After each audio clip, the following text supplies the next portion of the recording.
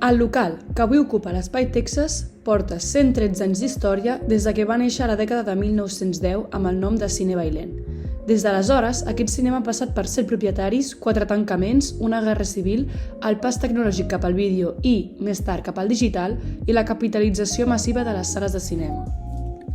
Fins a arribar al present, la llarga línia del temps trontolla per diversos paranys que s'inicien amb la necessitat de Francisco Pérez de projectar les meravelles que el setè art començava a maquinar a principis del segle XX. La imatge del propietari, però, no va tardar en efectuar el primer d'una diversa llista de mudances cap al grup Delicias, on es projectarien grans clàssics com Ben-Hur i on es durien a terme mítings per part de partits democràtics i republicans.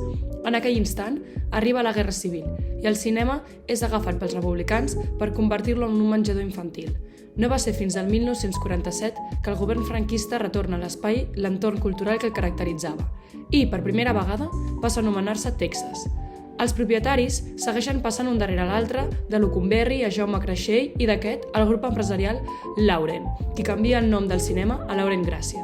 A mesura que passa el temps, el Texas va canviant i reobrint les seves portes degut als avanços tecnològics, digitals i de capitalització fins que arriba la familiar pandèmia derivada a causa dels efectes de la Covid-19.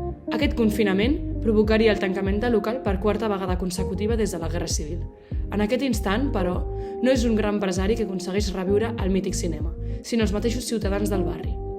Més de 2.000 veïns del barri de Gràcia i ciutadans de Barcelona van aportar el seu granet de sorra perquè tornés a néixer l'emblemàtic espai de projecció cinematogràfica. Ara també teatre i bar, que no pot sinó transmetre una sensació que la llarga història que arrosseguen les seves parets estan envernissades amb una resistència inesgotable.